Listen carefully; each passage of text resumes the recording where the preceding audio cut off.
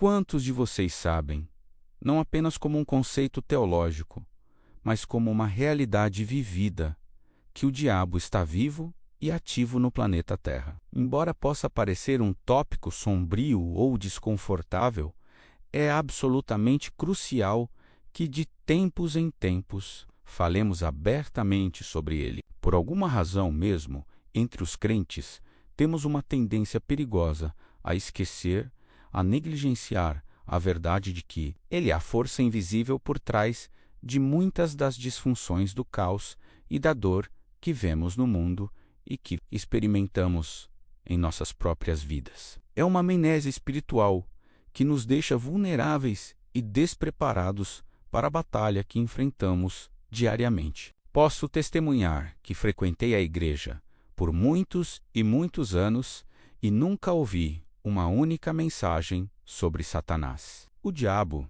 em meu entendimento limitado da época, era pouco mais do que um personagem folclórico. Uma caricatura de Halloween com uma fantasia vermelha, um tridente de plástico e uma cauda pontuda. Eu não tinha a menor ideia de que muitos dos meus problemas mais profundos, das minhas lutas internas mais agonizantes, das minhas confusões mentais mais persistentes, não eram apenas produtos da minha psicologia ou das minhas circunstâncias, mas eram em grande parte ataques diretos de um inimigo real, um ser mau que odeia a Deus com uma paixão ardente e, por extensão, odeia qualquer pessoa que tente servir a Deus, mesmo depois que descobri, através da leitura de um livro transformador chamado Satanás está vivo e bem no planeta Terra, que Satanás era de fato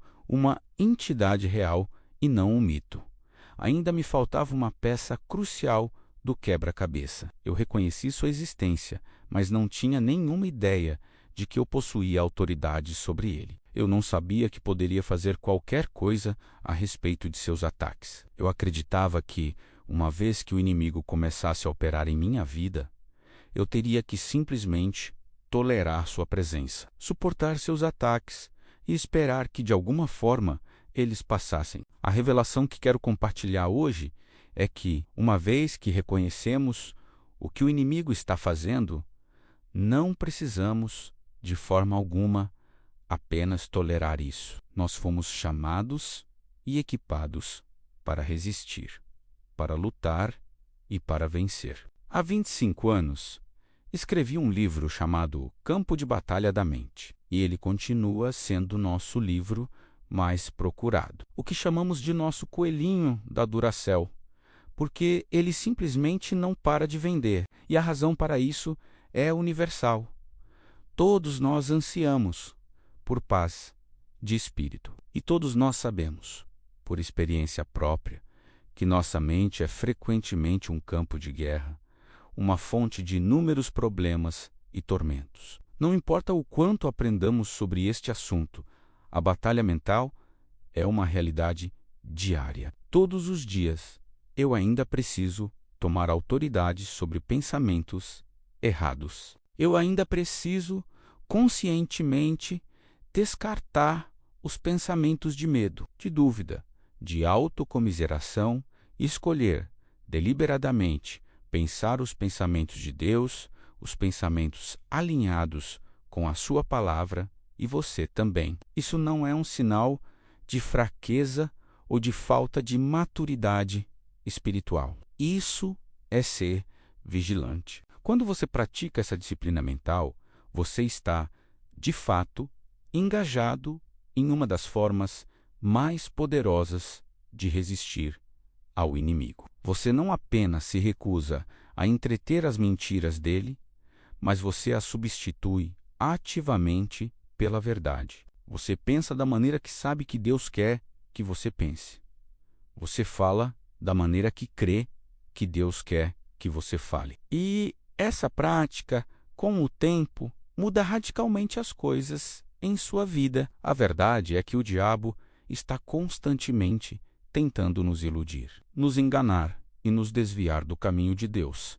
Ele é um mestre da decepção, um especialista em meias verdades e em distorções sutis. Sua estratégia não é sempre um ataque frontal e óbvio, mas muitas vezes uma infiltração silenciosa em nossos pensamentos, em nossas emoções e em nossos relacionamentos. Ele explora nossas inseguranças, nossas feridas passadas e nossos desejos não satisfeitos. Ele semeia a discórdia, a dúvida e o desânimo. Ele nos tenta comprometer nossos valores, a buscar atalhos e a colocar nossa confiança em coisas passageiras. Se não estivermos alertas e equipados com a verdade da Palavra de Deus, podemos facilmente nos tornar vítimas de suas artimanhas. É por isso que é tão crucial não apenas acreditar na existência do diabo, mas também entender suas táticas e aprender a combatê-las.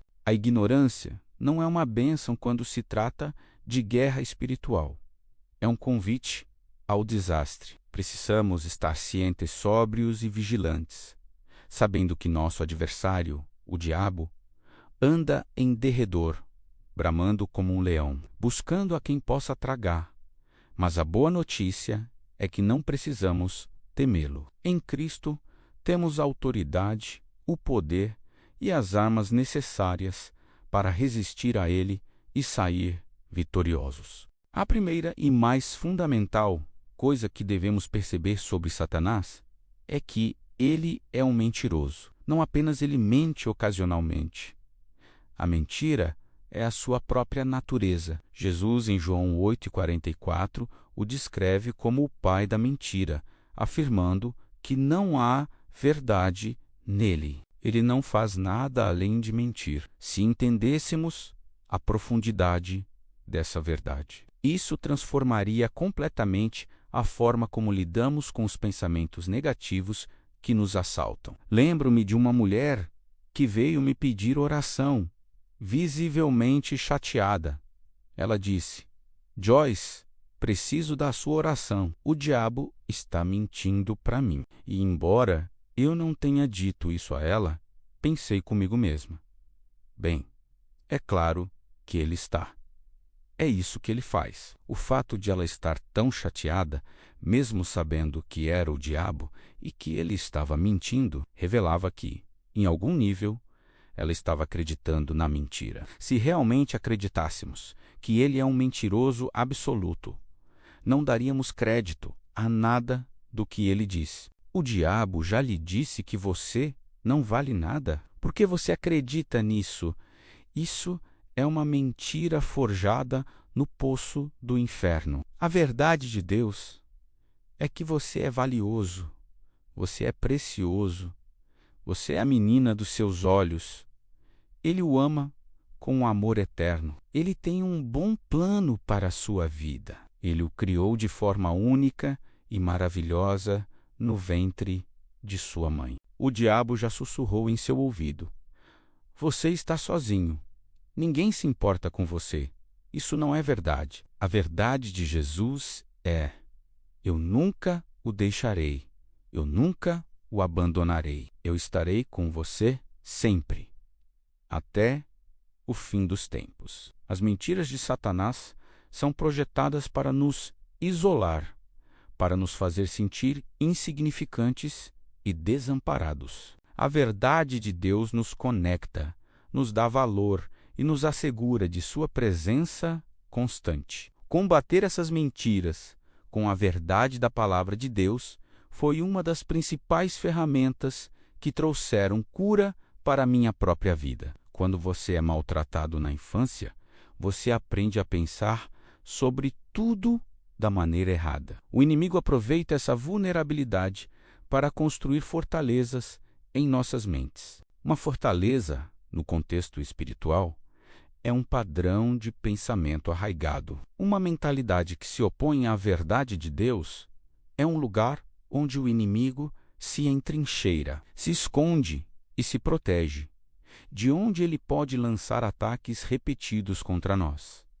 Mas a palavra de Deus, a palavra da verdade, é a arma projetada para demolir essas fortalezas. Ela é mais poderosa do que qualquer mentira que Satanás possa nos dizer. Em 2 Coríntios 10, 4-5, Paulo nos dá a estratégia de batalha. Porque as armas da nossa milícia não são carnais, mas sim poderosas em Deus, para a destruição das fortalezas, destruindo os conselhos e toda altivez que se levanta contra o conhecimento de Deus e levando cativo todo o entendimento à obediência de Cristo. Nós estamos em uma guerra e nós temos armas, mas não são revólveres, facas ou bombas. Nossas armas são espirituais. E eu quero lhe dizer hoje que sua boca, cheia da palavra de Deus, é uma das armas espirituais mais poderosas que você possui. Satanás odeia o que está acontecendo aqui. Ele despreza o fato de você estar ouvindo esta mensagem. Ele fará tudo o que puder para distraí-lo, para fazê-lo esquecer tudo o que ouviu no momento em que sair deste lugar. Mas a boa notícia é que, se lermos o final do livro, descobriremos que nós já vencemos. Tudo o que temos que fazer é viver a partir dessa vitória. Nossas armas são o louvor e a adoração, a oração, o nome de Jesus e, acima de tudo, a palavra de Deus. Com essas armas, nós destruímos e refutamos os argumentos do diabo. Já percebeu como o diabo gosta de discutir com você em sua mente, apresentando teorias, raciocínios e pretensões orgulhosas que se colocam contra o verdadeiro conhecimento de Deus? E o que devemos fazer com esses pensamentos? A Bíblia diz que devemos levar todo pensamento cativo à obediência de Cristo. Não apenas alguns pensamentos, de vez em quando, todo pensamento. Isso parece um trabalho enorme, porque temos milhões de pensamentos todos os dias, mas é a disciplina da vigilância mental. Eu não sei onde você está em sua jornada, mas para muitos o inimigo controlou seus pensamentos por tanto tempo que vocês acreditam em muitas coisas erradas sobre si mesmos, sobre os outros e sobre Deus. A única maneira de discernir a verdade da mentira é mergulhando na palavra de Deus. Comece a aprender quais são os seus direitos como crente em Jesus Cristo. E então, pare de deixar o inimigo pisar em você, controlar seu humor e ditar sua vida. De vez em quando, precisamos de uma boa sacudida, de um lembrete enérgico de quem somos em Cristo. Escute, você é um filho do Deus Altíssimo. Você tem direitos, você tem privilégios. O diabo tem algum poder, mas ele não tem mais poder do que o poder que habita em você. Efésios 6:12 nos lembra mais uma vez da natureza da nossa luta, porque não temos que lutar contra a carne e o sangue, mas sim contra os principados, contra as potestades, contra os príncipes das trevas deste século, contra as hostes espirituais da maldade nos lugares celestiais. Sua guerra não é contra seu marido, sua esposa, seus filhos ou seu chefe. Nossa luta não é contra oponentes físicos. Se você não entender isso, passará sua vida inteira lutando contra as pessoas erradas, enquanto o verdadeiro inimigo opera nas sombras, manipulando e instigando conflitos. Sim, há demônios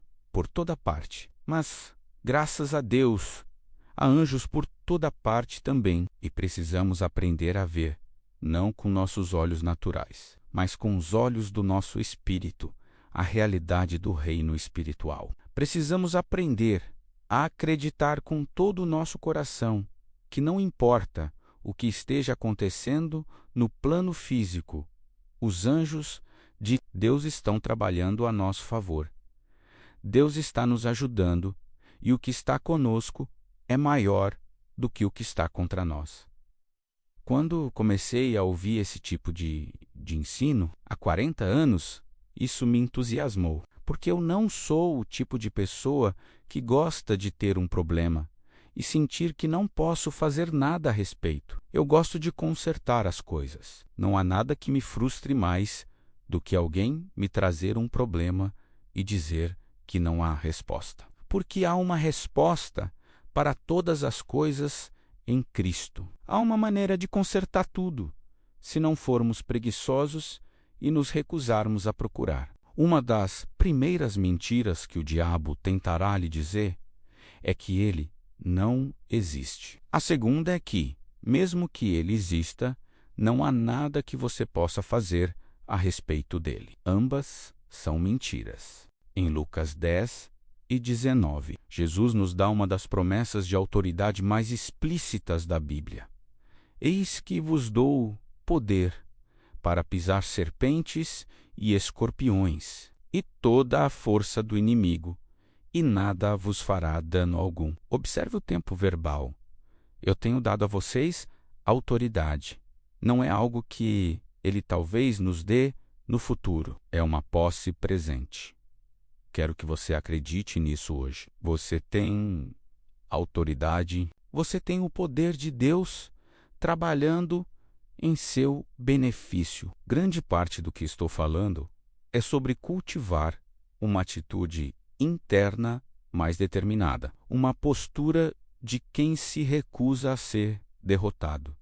É dizer a si mesmo: eu não vou parar, eu não vou desistir. Eu sei quem é o meu inimigo, e se qualquer um pode ter as bênçãos de Deus, eu também posso. A verdade é que, se você não lutar por si mesmo, poucas pessoas o farão por você. Temos que aprender a lutar por nós mesmos, a acreditar na palavra de Deus por nós mesmos. Você não pode ser derrotado se tomar posse da palavra de Deus e se recusar a desistir.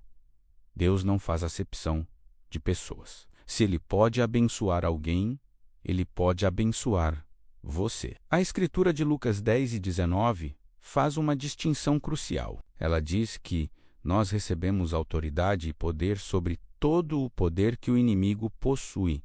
Nós temos autoridade, Satanás só tem poder. E a única autoridade que o diabo tem em nossas vidas é aquela que nós lhe damos, seja através da passividade, da falta de conhecimento, da preguiça ou da desobediência. Precisamos acordar e perceber o preço incrível que Jesus pagou para que tivéssemos uma vida abençoada. E cada um de nós precisa bater o pé e dizer: eu vou ter aquilo que Jesus morreu para me dar. Tiago 4:7 nos dá a fórmula: sujeitai-vos, pois, a Deus, resisti ao diabo, e ele fugirá de vós. Em Lucas 9:1, Jesus deu aos 12 poder e autoridade sobre todos os demônios. Nós, como crentes, herdamos essa mesma autoridade através do nome de Jesus. Uma das principais táticas do inimigo é trabalhar incessantemente para roubar a sua paz, porque ele sabe que onde há paz, há poder. Há inúmeras coisas todos os dias que podem nos perturbar. É nossa responsabilidade manter nossa paz. Quando os israelitas estavam encurralados entre o exército de Faraó e o Mar Vermelho, Deus disse a Moisés: fiquem quietos, mantenham a sua paz, e eu lutarei por vocês. Filipenses 4:6 nos instrui a não andar ansiosos, mas a apresentar nossos pedidos a Deus com ações de graças, e a paz de Deus, que excede todo o entendimento, guardará nossos corações e mentes. Colossenses 3:15 diz que a paz de Cristo deve ser o árbitro em nossas vidas. Se você está prestes a fazer algo e não tem paz a respeito, por favor, não faça. Não se case com alguém sobre quem você não tem paz, pensando que tudo vai mudar depois. Não compre o carro sobre o qual você não tem paz. Deixe a paz ser o juiz final em suas decisões. O apóstolo Paulo vivia com uma consciência constante do reino espiritual. O diabo quer que o crente acredite que só pode confiar no que pode ver, mas precisamos perceber, com nosso espírito, a realidade invisível que nos cerca. Há demônios com uma missão contra esta mensagem, mas eu tomo autoridade sobre eles em nome de Jesus. Tenho sido lembrada ultimamente de que tenho anjos trabalhando em meu favor e que posso até mesmo pedir a Deus: envia teus anjos para me ajudar. A Bíblia nos dá vislumbres da aparência e do poder desses seres. Eles não são bebês gordinhos com asinhas. Em Daniel capítulo 10, um anjo aparece a ele, e sua descrição é aterrorizante e gloriosa. Seu corpo brilhava como berilo, seu rosto como relâmpago, seus olhos como tochas de fogo, seus braços e pernas como bronze polido, e o som de suas palavras como o barulho de uma multidão. Quando você tem um anjo assim com você, é melhor o diabo não mexer com você. A história de Daniel no capítulo 10 também nos ensina uma lição vital sobre a perseverança na oração. Daniel havia orado e jejuado por 21 dias, buscando entendimento. Quando o anjo finalmente apareceu, ele disse algo surpreendente: não temas, Daniel, porque desde o primeiro dia em que aplicaste o teu coração a compreender e a humilhar-te perante o teu Deus, são ouvidas as tuas palavras. E eu vim por causa das tuas palavras. Deus ouviu no primeiro dia, mas então o anjo explica o atraso. Mas o príncipe do reino da Pérsia me resistiu 21 dias. E eis que Miguel, um dos primeiros príncipes, veio para ajudar-me. A resposta de Deus foi enviada instantaneamente, mas uma força demoníaca resistiu à sua chegada no reino espiritual. Foi a perseverança de Daniel na oração que liberou o reforço angelical, o arcanjo Miguel, para que a resposta pudesse passar. É por isso que é tão importante que você não desista. Se Daniel tivesse desistido no terceiro dia, ele nunca teria recebido a revelação. Diga ao diabo: eu não vou me calar. Eu sei que Deus me ama e está do meu lado. Eu sei que você é um inimigo derrotado e você não vai me derrubar. O diabo é um mentiroso e ele tenta nos enganar de muitas maneiras. Mas você não precisa tolerar isso. Você pode lutar com a oração, a adoração, a palavra de Deus, o nome de Jesus e todas as ferramentas que Deus nos deu. Nós permitimos que o diabo nos confunda, nos desestabilize e roube nossa paz por causa das poucas coisas que nos acontecem e das quais não gostamos. Ficamos tão focados na pequena frustração do momento, no desapontamento agudo, na dor presente, que perdemos completamente a perspectiva da vasta paisagem da providência de Deus. Mas e quanto a todas as coisas das quais Deus o salvou e das quais você nem sequer tem conhecimento? Quantos acidentes foram evitados por uma intervenção angelical que você nunca viu? Quantas doenças foram impedidas de se desenvolver em seu corpo? Quantas armadilhas malignas foram desarmadas em seu caminho sem que você percebesse? Vivemos sob um guarda-chuva de proteção divina tão abrangente que a maior parte dele opera fora do nosso campo de visão. Uma amiga minha estava em um barco, meditando precisamente no Salmo 91, quando uma onda forte atingiu a embarcação, fazendo-a cair e bater a cabeça, o que resultou em um galo considerável. Sua reação imediata foi questionar a Deus: Senhor, eu não entendo. Como isso pôde acontecer enquanto eu estava meditando na tua promessa de proteção? E a resposta que ela sentiu em seu espírito foi simples e profunda: você não está morta, está. A proteção de Deus nem sempre significa ausência de problemas, mas a preservação em meio a eles. Significa que,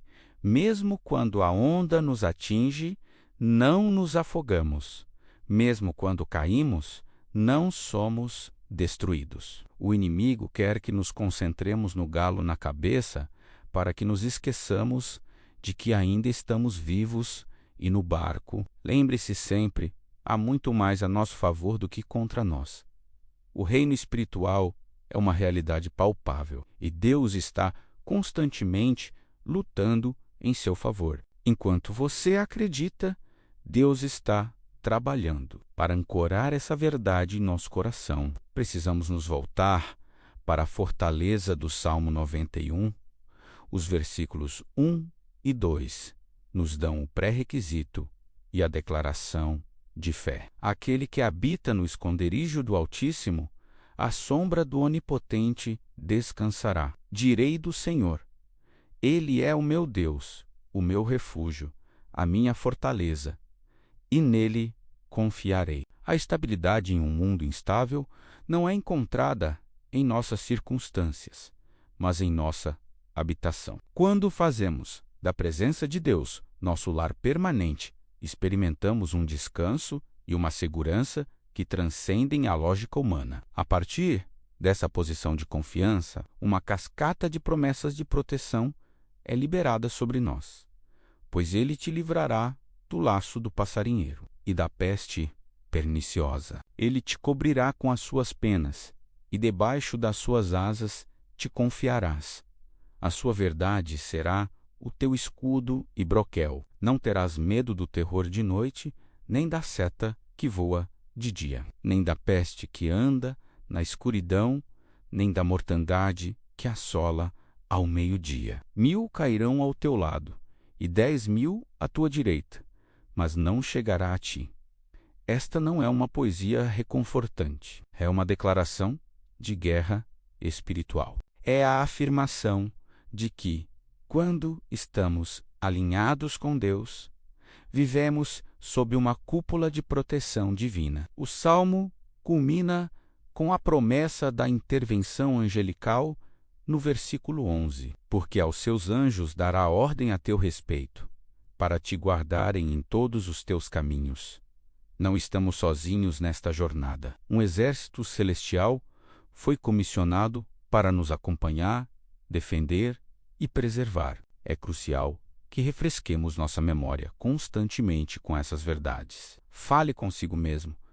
Lembre a si mesmo do poder que o respalda, dos anjos que o cercam. Não permita que o diabo o intimide e o faça recuar. O reino espiritual é real e a batalha é intensa, mas a vitória já foi garantida. Satanás conhece o poder destrutivo do orgulho. Foi o orgulho que causou sua própria queda e é uma de suas principais armas para nos derrubar também. Muitos dos pensamentos que ele tenta plantar em nossa mente são sementes de orgulho, projetadas para nos fazer acreditar que somos autossuficientes, que sabemos mais do que os outros e, em última análise, que não precisamos de Deus. Quando uma pessoa pensa que sabe tudo, ela se torna inestimável.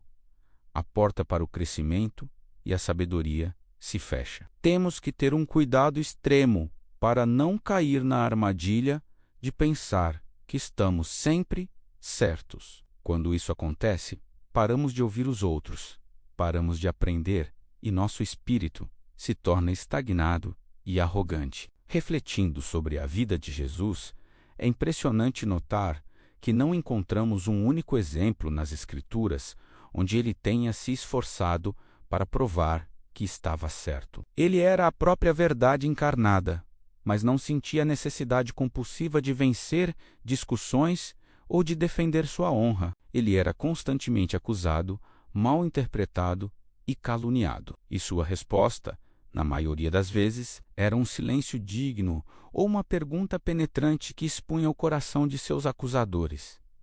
E por que ele agia assim? Porque ele sabia quem ele era. Sua identidade não estava em jogo. Estava firmemente ancorada em seu relacionamento com o Pai. Quando nós sabemos quem somos em Cristo e a quem pertencemos, a necessidade frenética de provar que estamos certos começa a diminuir. Se não temos humildade, qualquer acusação, por menor que seja, nos coloca imediatamente na defensiva. Entramos em modo de combate, não porque a verdade está em jogo, mas porque nosso frágil ego foi ameaçado. Não queremos que os outros pensem mal de nós. Posso lhe contar um segredo libertador? Estar certo é algo extremamente superestimado. A longo prazo, na maioria das situações, vencer uma discussão não faz muita diferença. Passei muitos anos da minha vida, sem saber disso, travando batalhas inúteis, gastando energia preciosa para provar meu ponto de vista, para ter a última palavra, e tudo isso era fruto do orgulho. O orgulho também nos torna extremamente julgadores em relação aos outros. A lógica é simples.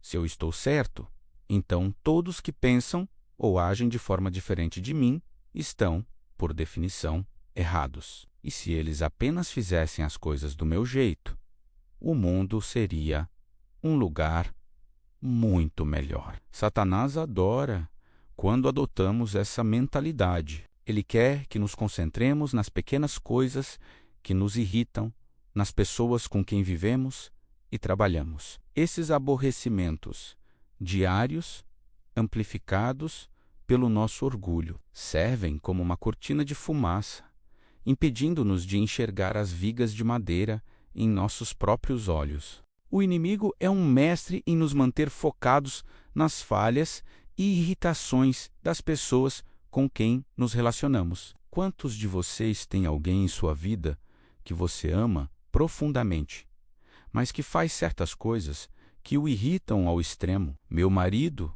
Dave, é um homem maravilhoso com quem sou casada há 50 anos, mas ele tem alguns hábitos que, confesso, testam a minha santificação. Por exemplo, a maneira como ele come cereal, o som da colher raspando incessantemente o fundo da tigela ecoa pela casa como um instrumento de tortura. É uma coisa pequena, trivial, mas que tem o poder de me deixar absolutamente louca. Ou a forma como ele aplica loção nas mãos e depois fica sentado, esperando que ela seque em vez de esfregá-la, ou sua necessidade de pausar cada filme para prever o que vai acontecer a seguir. São pequenas coisas, mas o inimigo as usa para tentar plantar sementes de irritação e divisão. O triste, e muitas vezes verdadeiro,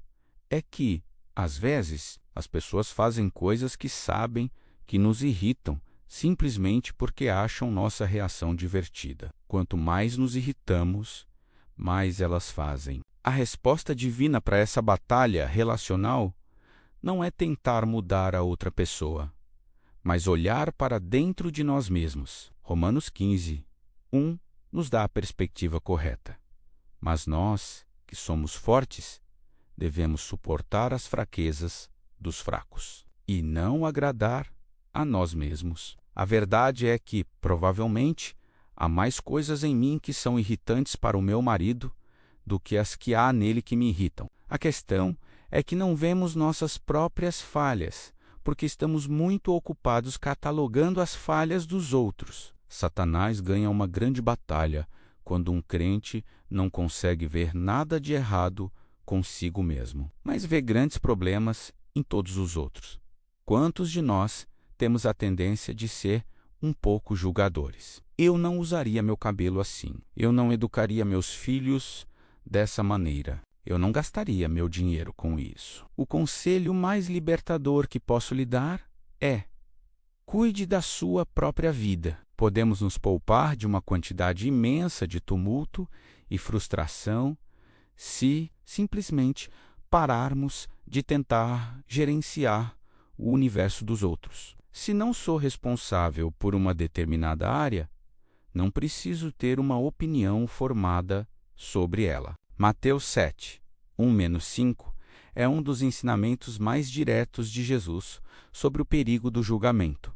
Não julgueis, para que não sejais julgados, porque com o juízo com que julgardes sereis julgados, e com a medida com que tiverdes medido, vos hão de medir a vós. Precisamos nos tornar pessoas mais misericordiosas, porque a medida de misericórdia que estendemos aos outros é a mesma medida que receberemos. E por que reparas tu no argueiro que está no olho do teu irmão, e não vês a trave que está no teu olho. Hipócrita, tira primeiro a trave do teu olho, e então cuidarás em tirar o argueiro do olho do teu irmão. Antes de tentarmos consertar os outros, precisamos permitir que Deus lide com as nossas próprias questões, com o nosso orgulho, com a nossa justiça própria e com a nossa falta de amor. Satanás procura, a todo custo, impedir que oremos. Ele sabe que a oração é nossa linha de comunicação com o quartel-general do céu, a fonte do nosso poder. Ele tentará nos manter tão ocupados que esquecemos de orar, tão cansados que não temos energia para orar, ou tão distraídos que nossas orações se tornam superficiais e ineficazes. Você já se pegou, especialmente ao orar em público, mais preocupado em soar eloquente para as pessoas do que em si conectar sinceramente com Deus? A oração só é poderosa quando é sincera. Tiago 5,16 nos diz que a oração feita por um justo pode muito em seus efeitos. Suas orações e as minhas são um perigo real para o reino das trevas. Quando você, sabendo quem você é em Cristo, diz: eu resisto a você, Satanás, em nome de Jesus, o céu ouve e o poder de Deus é liberado em seu favor. Jesus nos encorajou em Mateus 7 a sermos persistentes.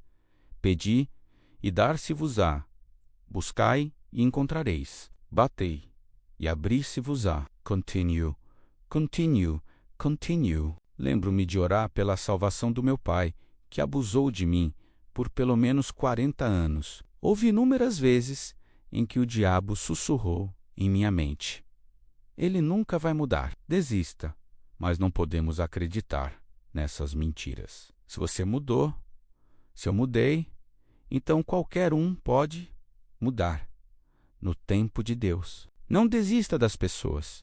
Continue orando. Depois de 4 décadas, meu pai finalmente recebeu a Cristo. Ele desperdiçou sua vida, mas não perdeu sua alma. A perseverança na oração valeu a pena. Outra estratégia crucial do inimigo é nos empurrar para os extremos. Se ele não consegue nos impedir de fazer algo, ele tentará nos levar a fazer demais. O equilíbrio é a chave. Alguns de vocês não economizam dinheiro e isso é um problema. Outros são tão avarentos que não desfrutam de nada.